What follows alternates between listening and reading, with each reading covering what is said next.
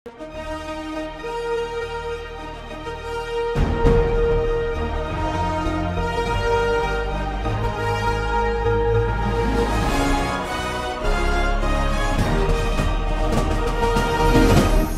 பார்த்து கொண்டிருப்பது உங்கள் ஜாஷ்வா டிவி. சகல ஜனங்களுக்கும் நற்செய்தி.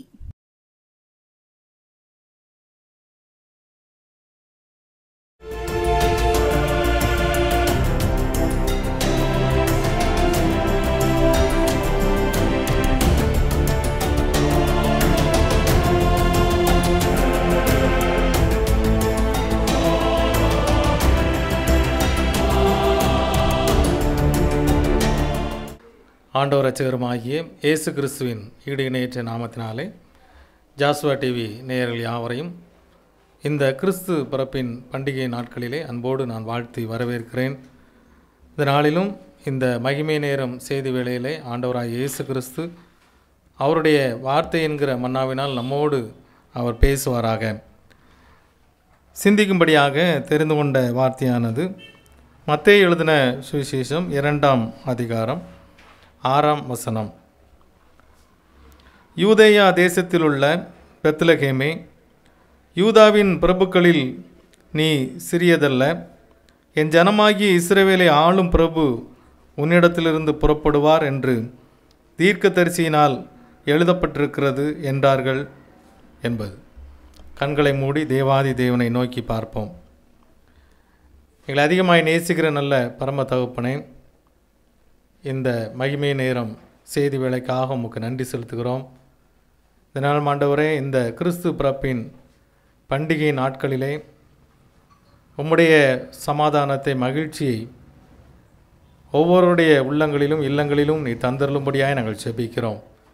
இந்த வார்த்தையின் மூலமாய் நீர் எங்களோடு பேசும்படியாய் உம்முடைய கரத்தில் எங்களை அர்ப்பணிக்கிறோம். சிந்தனைகளை, செயல்களை ஒருமுகப்படுத்துங்க, பொறுப்படுத்துகளும் வழி நடத்துங்க. மீட்பரட்சகரும் ஆகிய இயேசு கிறிஸ்துவின் ஜெபம் கேளும் ஜீவனுள்ள நல்ல பிதாவே, ஆமேன். கிறிஸ்துவுக்குள் அன்பானவர்களே, மீண்டுமாய் உங்களை யாவரையும் அன்போடு நான் வாழ்த்துகிறேன். இந்த நாளிலே சிந்திக்கும்படியாக தெரிந்துபட்ட வார்த்தையானது இயேசு கிறிஸ்துவனுடைய பிறப்பானது அது முன் அறிவிக்கப்பட்டது என்பதை குறித்து நாம் தியானிக்க இருக்கிறோம். இங்கே நான் வாசிக்க கேட்ட வேதத்திலே, என் ஜனமாகி இஸ்ரவேலை ஆளும் பிரபு உன்னிடத்திலிருந்து புறப்படுவார் என்று தீர்க்கதரிசியினால் எழுதப்பட்டிருக்கிறது என்றார்கள் என்பது. ஆண்டவராய் இயேசு கிறிஸ்துவனுடைய பிறப்பு அது முன்னறிவிக்கப்பட்டது. அவர் எவ்விதமாய் இந்த உலகத்திலே பிறப்பார், எவ்விதமாய் இந்த உலகத்திலே வாழ்வார், எவ்விதமாய் அவருடைய வாழ்க்கை அமைந்திருக்கும் என்று சொல்லி தீர்க்கதரிசியினால் முன் அறிவிக்கப்பட்டிருக்கிறதை நாம் வேத பகுதியிலே பார்க்க முடிகின்றது. இந்த உலகத்திலே பிறக்கின்ற ஒவ்வொரு மனிதனும் அவனுடைய பிறப்பிற்கு பின்பதாக அந்த மனிதனுடைய வாழ்க்கை எவ்விதமாய் இருக்கிறது என்பதை, அந்த மனிதனுடைய வாழ்க்கையிலே அவன் வாழ்ந்து முடித்த பின்பதாய் அதை குறித்து பேசுகிறார்கள், அல்லது அதை குறித்து உலகமானது ஒரு கருத்தை வைக்கின்றது. ஆனால் ஆண்டவராகிய இயேசு கிறிஸ்துவினுடைய பிறப்பு அவர் பிறப்பதற்கு முன்பதாக முன் அறிவிக்கப்பட்டது என்று சொல்லி வேதாகமம் பல இடங்களிலே அது ஊர்ஜிதப்படுத்துவதை நாம் பார்க்கிறோம். இங்கே நான் வாசிக்கிட்ட இந்த வேத பகுதியிலே 2ஆம் அதிகாரம் 2ஆம் வசனத்திலே, யூதருக்கு ராஜாவாக பிறந்திருக்கிறவர் எங்கே? கிழக்கிலே அவருடைய நட்சத்திரத்தை கண்டு அவரை பணிந்து கொள்ள வந்தோம் என்றார்கள்.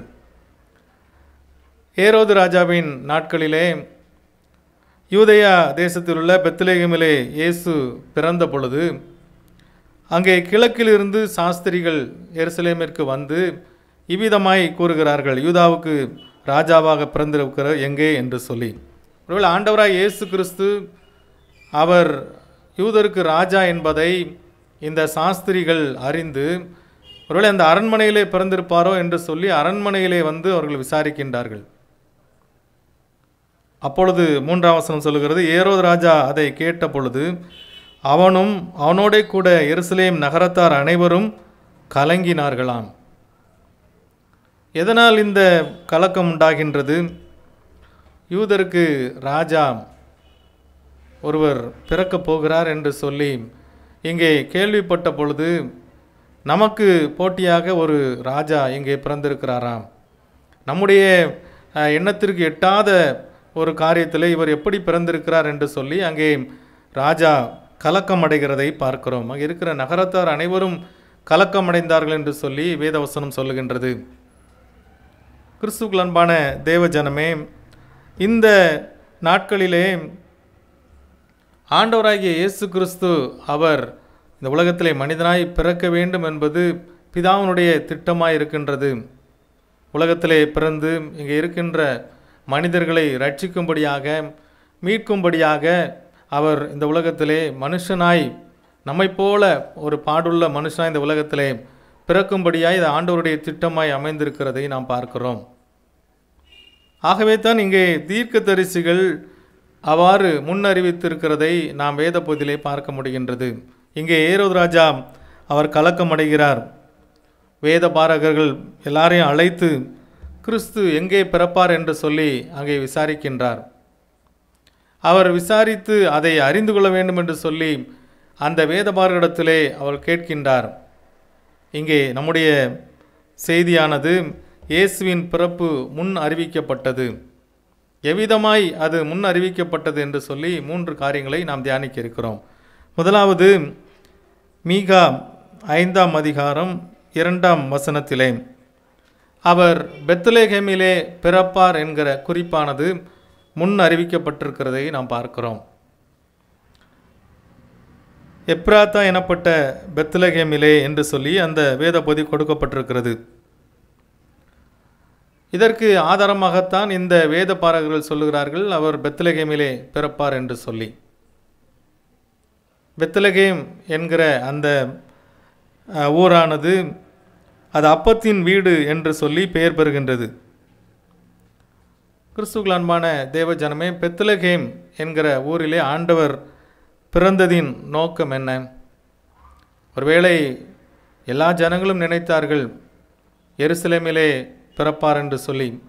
ரோம சாம்ராஜ்யத்தினால் அன்று மக்கள் மிகவும் ஒடுக்கப்பட்டு வாழ்ந்து கொண்டிருந்தார்கள். அவ்விதமாய் அவர்கள் ஒடுக்கப்பட்டு இருந்த பொழுது நம்மளை மீட்பதற்கு ஒரு இரட்சகர் பிறப்பார், அவர் இந்த உலகத்திலே தோன்றுவார் என்று சொல்லி அந்த மக்கள் எதிர்பார்ப்போடு காத்திருந்தார்கள். ஆனால் ஆண்டவர் ஒரு ஏழ்மை கோலமாய் தன்னுடைய பிறப்பினுடைய அந்த முன் அறிவிப்பானது அது ஒரு தாழ்மையாய் இருக்க வேண்டும் என்பதற்காக இந்த சிறிய பெத்லகேமை அவர் தெரிந்து கொண்டார் என்று சொல்லி நாம் வேத பகுதியிலே பார்க்கிறோம். ஏசாயா தீர்க்கன் அன்றே எழுதியிருக்கிறான். ஆகவே பெத்லகேமிலே ஆண்டவர் பிறந்தது ஏழை எளிய மக்களினுடைய வாழ்விலே அவர் உள்ளத்திலே பிறந்ததாய் கருதப்படுகின்றது. பெத்லகேமிலே பிறப்பார் என்கிற அந்த தீர்க்க தரிசன வார்த்தை நிறைவேறுகிறதை நாம் இந்த மத்தேயு 2ஆம் அதிகாரம் வேத பகுதியிலே நாம் பார்க்கிறோம். அங்கே 6ஆம் வசனம் சொல்லுகிறது, யூதேயா தேசத்தில் உள்ள பெத்லகேமே, யூதாவின் பிரபுக்களில் நீ சிறியதல்ல, என் ஜனமாகிய இஸ்ரவேலை ஆளும் பிரபு உன்னிடத்திலிருந்து புறப்படுவார் என்று தீர்க்கதரிசினால் எழுதப்பட்டிருக்கிறது என்றார்கள். ஆகவே தீர்க்கதரிசினால் எழுதப்பட்ட அந்த காரியமானது யூதேயாவில் இருக்கிற பெத்லகேமிலே ஆண்டவர் பிறப்பார் என்று சொல்லி ஆண்டவராய் இயேசு கிறிஸ்துனுடைய பிறப்பு அது முன் அறிவிக்கப்பட்டது. இந்த கிறிஸ்துமஸ் பண்டிகையை கொண்டாட இருக்கின்ற நாம் ஆண்டவர் இந்த பெத்லகேமிலே பிறந்தது போல நம்முடைய உள்ளத்திலும் அவர் பிறக்க வேண்டும் என்று சொல்லி நாம் வாஞ்சிக்க வேண்டும். அவர் நம்முடைய வாழ்க்கையிலே பிறக்க வேண்டும் என்று சொல்லி நாம் வாஞ்சிக்கின்ற பொழுது அவரிடத்திலே காணப்படுகின்ற அந்த எளிமையான பண்பு அது நம்முடைய வாழ்விலும் அது பிரதிபலிக்கும். ஆகவே முதலாவது முன்னறிவிக்கப்பட்ட இந்த பெத்லகேமிலே அவர் பிறப்பார் என்கிற காரியம் இங்கே ஊர்ஜிதப்படுத்தப்படுகிறதை பார்க்கிறோம். இரண்டாவதாக பார்த்தோம் என்று சொன்னால், லூக்கா எழுதின சுவிசேஷம் 2ஆம் அதிகாரம் 12ஆம் வசனத்திலே, பிள்ளையை சுற்றி முன்னணியிலே கிடத்தியிருக்க காண்பீர்கள், இதுவே உங்களுக்கு அடையாளம் என்று குறிப்பிடப்பட்டிருக்கிறது. முன்னணியிலே பிறப்பார் என்பது ஆண்டவருடைய பிறப்பின் முன் அறிவிப்பு. முன்னணை என்பதை குறித்து வேதத்திலே அநேக ஆதாரங்கள் கொடுக்கப்பட்டிருக்கிறது. இங்கே எபிரேய பதமாய் இது காணப்படுகின்றது. ஏசாயா 1:3 மாடு கட்டுகிற இடத்தை குறிக்கும் இடமாக கொடுக்கப்பட்டிருக்கிறதை பார்க்கிறோம். புதிய ஏற்பாட்டிலே பரிசுத்த லூக்கா எழுதின சுவிசேஷத்திலே முன்னணையோ மாடுகளுக்கு இறை போடுகிற ஒரு இடமாக அது கருதப்பட்டிருக்கிறதை இங்கே பார்க்கிறோம். ஆண்டவராய் இயேசு கிறிஸ்து முன்னணையிலே பிறப்பார் என்பதை அங்கே தீர்க்கன் சொல்லுவதையும், அவர் முன்னணையிலே பிறந்திருக்கிறார் என்பதை இந்த புதிய ஏற்பாட்டிலே கொடுக்கப்பட்டிருக்கிறதையும் நாம் பார்க்கிறோம். ஆகவே ஆண்டோடைய பிறப்பு அது முன்னணையிலே அவர் பிறப்பார் என்கிறது இங்கே அபிதமாய் நடைபெற்றதை நாம் பார்க்கிறோம். கிறிஸ்துவுக்குள் அன்பான தேவஜனமே, ஆண்டவருடைய பிறப்பானது அது முன் அறிவிக்கப்பட்டது மாத்திரமல்ல, அவருடைய வாழ்க்கை எவ்விதமாய் அமைந்திருந்தது என்பதையும் இது எடுத்து காட்டுகிறதை நாம் பார்க்கிறோம். மிகவும் ஒரு எளிமையான நிலை. முதலாவது பார்த்தோம் பெத்லகேமிலே பிறப்பார் என்று சொல்லி. பெத்லகேம் ஒரு சிறிய அந்த ஊரிலே அவர் பிறந்தார் என்று சொல்லி பார்க்கிறோம். இரண்டாவதாக முன்னணையிலே அவர் பிறப்பார் என்கிற இந்த தீர்க்க தரிசனம் நிறைவேறுகிறதை பார்க்கிறோம். அவ்விதமாய் அங்கே ஏழை எளிய மக்களும் அவரை வந்து பணிந்து கொள்ளும் விதமாக ஆண்டவர் பிறந்திருக்கிறதை பார்க்கிறோம். ஒருவேளை சத்திரத்திலே அவர்கள் சென்ற பொழுது அங்கே சத்திரமானது அவருக்கு திறக்கப்படவில்லை. ஏனென்று சொன்னால் அங்கே ஆண்டவருடைய பிறப்பு முன்னறிவிக்கப்பட்டபடியினால் அது முன்னணையிலே ஆண்டவர் பிறந்ததை வெளிக்காட்டுகிறதை நாம் பார்க்கிறோம். சத்திரத்திலே அவர்கள் சென்று அங்கே இடம் எப்படியாவது கிடைத்து விடுமோ என்று சொல்லி யோசேப்பும் மரியாளும் பரிதபித்து கொண்டிருக்கிறதை நம் வேத போதிலே பார்க்கிறோம். ஆனால் ஆண்டவர் ஏழ்மையான ஒரு மாட்டு கொட்டகையிலே மாடு அங்கே உணவு சாப்பிடுகிற முன்னணையிலே அங்கே கிடத்தியிருந்தார்கள் என்று சொல்லி பார்க்கிறோம். கிறிஸ்துவுக்குள் அன்பான தேவஜெயம் ஜனமே, ஆண்டவர் அபிதமாய் தன்னை தாழ்த்தினதை இந்த காரியங்கள் மூலமாய் நாம் உணர்ந்து கொள்ள முடிகின்றது. தன்னை முழுவதுமாய் அவர் தாழ்த்தி அங்கே ஏழ்மையான கோலத்தை எடுத்தார் என்பதற்கு இது ஒரு சான்றாய் அமைகின்றது. மூன்றாவதான காரியம் ஏசாயா 7:14 வசனத்திலே அங்கே கொடுக்கப்பட்டிருக்கிறது.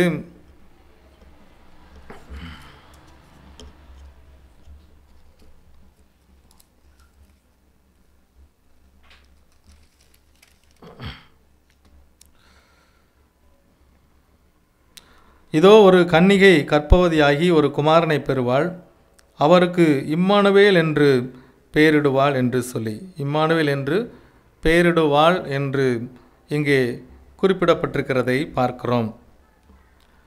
இதோ ஒரு கன்னிகையின் வயிற்றிலே பிறப்பார் என்கிற முன்னறிவிப்பு கொடுக்கப்பட்டிருக்கிறதை பார்க்கிறோம். முதலாவது பார்த்தோம் பெத்லகேமிலே பிறப்பார் என்று சொல்லி, இரண்டாவது பார்த்தோம் முன்னணையிலே பிறப்பார் என்று சொல்லி, மூன்றாவதாக கொடுக்கப்பட்டிருக்கிறது கன்னிகையின் வயிற்றிலே பிறப்பார் என்று சொல்லி. இதெல்லாம் ஆண்டோடைய பிறப்பின் முன் அறிவிப்பை காட்டுகிறதை நாம் பார்க்கிறோம். இங்கே இம்மானுவேல் என்று பெயரிடுவாள் என்பதை கூட அங்கே குறிப்பிட்டிருக்கிறதை நாம் பார்க்கிறோம். இவ்விதமாக ஆண்டோடைய பிறப்பு அது முன் அறிவிக்கப்பட்டிருக்கின்றது. 15ஆம் வசனத்தை பார்த்தோம் என்று சொன்னால், அவர் தீமையை வெறுத்து நன்மையை தெரிந்து கொள்ள அறியும் வயது மட்டும் அவர் வெண்ணையும் தேனையும் சாப்பிடுவார் என்று சொல்லி, அந்த பிள்ளை தீமையை வெறுக்கவும் நன்மையை தெரிந்து கொள்ளவும் என்று சொல்லி கொடுக்கப்பட்டிருக்கிறது. என்னவெல்லாம் அவர் சாப்பிடுவார் என்பதை குறித்தும் இந்த வேத பகுதியிலே கொடுக்கப்பட்டிருக்கிறதை பார்க்கிறோம். தீமையை வெறுத்து நன்மையை தெரிந்து கொள்கிற ஒரு தெய்வம். கன்னிகையின் வயிற்றிலே அவர் பிறப்பார் என்கிற அந்த முன் அறிவிப்பு, அந்த அறிவிப்பு கொடுக்கப்பட்டபடியே அவர் பிறந்ததை நாம் பார்க்கிறோம். வேதத்தினுடைய புதிய ஏற்பாட்டின் பகுதியிலே நாம் பார்த்தோம் என்று சொன்னால், அங்கே முழுவதுமாக மத்தேயு 1ஆம் அதிகாரம்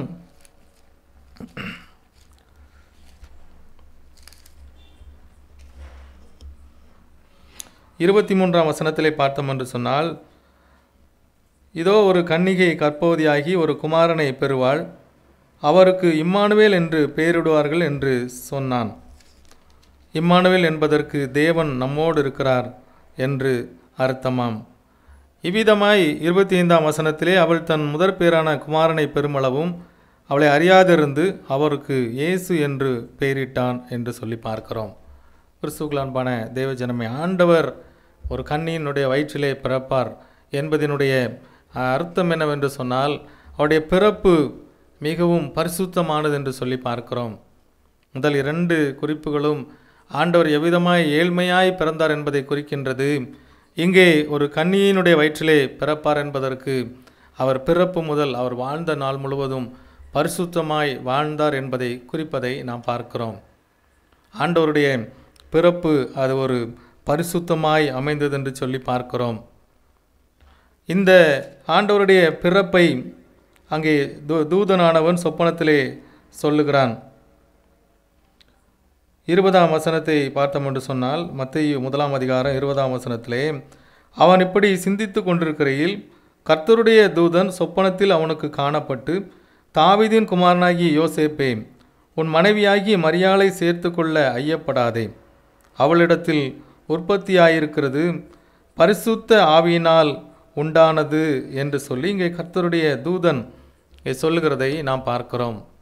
அதாவது நாம் பார்த்தோம், ஏசாயா தீர்க்கன் அவள் ஒரு கன்னிகை இடத்திலே பிறப்பார் என்று சொல்லி, இங்கே அதே விதமாய் புதிய ஏற்பாட்டிலே அங்கே பரிசுத்த ஆவியினால் அங்கே பிறப்பார் என்று சொல்லி கொடுக்கப்பட்டிருக்கிறதை பார்க்கிறோம். ஆண்டவர் அவர் பரிசுத்தம் உள்ளவர். தன்னுடைய வாழ்நாள் முழுவதுமாய் அவர் பரிசுத்தமாய் வாழ்ந்து இந்த உலகத்திலே காட்டினார் என்று சொல்லி நாம் பார்க்கிறோம். கிறிஸ்துவனுடைய பிறப்பு அது ஒரு பரிசுத்தமானது. ஆகவே நான் பரிசுத்தராய் இருக்கிறது போல நீங்களும் பரிசுத்தராய் இருங்கள் என்று சொல்லி ஆண்டவர் நமக்கு கட்டளையிட்டிருக்கின்றார். ஆண்டவருடைய பிறப்பு அது முன்னறிவிக்கப்பட்டது. அது முன்னறிவிக்கப்பட்டபடியே நடந்தது என்று சொல்லி பார்க்கிறோம். அவருடைய பிறப்பானது பெத்லகேமிலே இருக்கும் என்று சொல்லி, அவருடைய பிறப்பானது முன்னணையிலே இருக்கும் என்று சொல்லி, அவருடைய பிறப்பானது ஒரு கன்னியினுடைய வயிற்றிலே இருக்கும் என்று சொல்லி எவ்விதமாய் முன்னறிவிக்கப்பட்டதோ அவ்விதமாய் அவர் பிறந்தார் என்று சொல்லி பார்க்கிறோம். ஆகவே இந்த கிறிஸ்து பிறந்த பண்டிகை நாட்களிலே ஆண்டவரிடத்திலே காணப்பட்ட அந்த எளிமை, அவர் முன் குறிக்கப்பட்டது போல எளிமையான ஒரு வாழ்க்கையை வாழ்ந்தார் என்று சொல்லி பார்க்கிறோம். அது மாத்திரமல்ல, பரிசுத்தமாய் தன்னுடைய வாழ்க்கையை அவர் அமைத்திருந்தார் என்று சொல்லி பார்க்கிறோம். காரணம் அவருடைய பிறப்பு அது பரிசுத்த ஆவியினால் உண்டாயிருந்தது என்று சொல்லி பார்க்கிறோம். இந்த கிறிஸ்து பிறந்த பண்டிகை நாட்களிலே நம்முடைய வாழ்க்கையிலும் நாம் ஒரு தீர்மானத்தை எடுப்போம். ஆண்டவராய் இயேசு கிறிஸ்து அவர் தாழ்மையாய் ஒரு எளிமையான ஒரு ஊரிலே பிறந்தார். ஒரு எளிமையான மாட்டினுடைய முன்னணையிலே கிடத்தப்பட்டிருந்தார். ஒரு கன்னிகையின் வயிற்றிலே பிறந்தார் என்று சொல்லி ஆண்டவருடைய தாழ்மையையும் பரிசுத்தத்தையும் நாம் தரித்தவர்களாக இந்த கிறிஸ்து பிறந்த பண்டிகையை நாம் கொண்டாடுவோம். ஆண்டவர் நம்முடைய வாழ்விலே நித்தியமான மகிழ்ச்சியும் ஆசீர்வாதங்களையும் நன்மைகளையும் அவர் கொண்டு வர வல்லமுள்ளவராயிருக்கிறார். கிறிஸ்து பிறந்த பண்டிகையின் மகிழ்ச்சி ஒவ்வொருடைய உள்ளங்களிலும் இல்லங்களிலும் அது நிரம்பி வழிய ஆண்டவர் கிருபை செய்வாராக. ஆமேன்.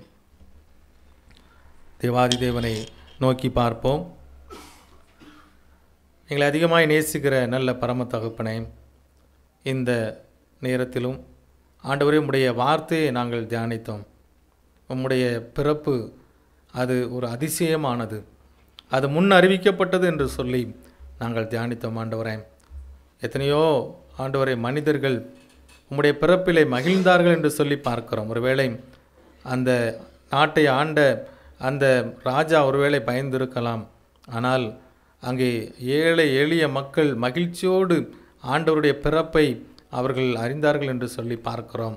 ஆண்டவர் உம்முடைய பிறப்பு அது முன் அறிவிக்கப்பட்டது என்பதை நாங்கள் தியானித்தோம். ஆண்டவரே, அந்த பிறப்பானது தாழ்மையை வெளிப்படுத்துகின்றது, ஏழ்மையை வெளிப்படுத்துகின்றது, அந்த பிறப்பானது பரிசுத்தத்தை வெளிப்படுத்துகிறது என்று சொல்லி நாங்கள் தியானித்தோம். ஆண்டவரே, அவ்விதமாய் நாங்களும் ஏழ்மையாய் தாழ்மையாய் பரிசுத்தமாய் வாழ்ந்து ஆண்டவரே இந்த கிறிஸ்து பிறந்த பண்டிகையின் மகிழ்ச்சியை நாங்கள் கொண்டாடத்தக்கதாக தேவன் நீர் எங்களை பலப்படுத்தும்படியாய் நாங்கள் ஜெபிக்கிறோம். இந்த நாளிலும் ஆண்டவருடைய வார்த்தையை அப்பா உம்முடைய செய்தியை கேட்டுக்கொண்டு ஒவ்வொரு பிள்ளைகளையும் உடைய கரத்தில் அர்ப்பணிக்கிறோம். இந்த கிறிஸ்து பிறந்த பண்டிகையின் மகிழ்ச்சி ஒவ்வொருடைய இல்லங்களிலும் ஆண்டவரை பெருகும்படியாய் ஜெபிக்கிறோம். ஆண்டவரை தேவைகளோடு இருக்கிற பிள்ளைகளுக்காய் ஜெபிக்கிறோம். இந்த ஆண்டவரை உம்முடைய சமூகத்தை நோக்கி பார்க்கிற ஒவ்வொரு பிள்ளைகளுடைய வாழ்விலும் மேன்மைகளை நன்மைகளை ஆசீர்வாதங்களை தேவநீர் பரத்திலிருந்து கட்டளையிடும்படியாய் ஜெபிக்கிறோம் அப்பா. பெரிய காரியங்களை செய்யுங்க. உடைய பண்டிகையின் மகிழ்ச்சியை ஒவ்வொருடைய வாழ்விலும் கொடுத்து ஆசீர்வதித்து வழி நடத்தும்படியாய் ஜெபிக்கிறோம். பொறுப்படுத்திக் கொள்ளுங்க, வழி நடத்துங்க. சகல துதியும் கனமும் மகிமையும் வல்லமையும் தேவரீர் ஒருவருக்கே செலுத்துகிறோம். மீட்பரட்சகரும் ஆகிய இயேசு கிறிஸ்துவின் ஜெபம் கேளும் ஜீவனுள்ள நல்ல பிதாவே. ஆமேன். God bless you.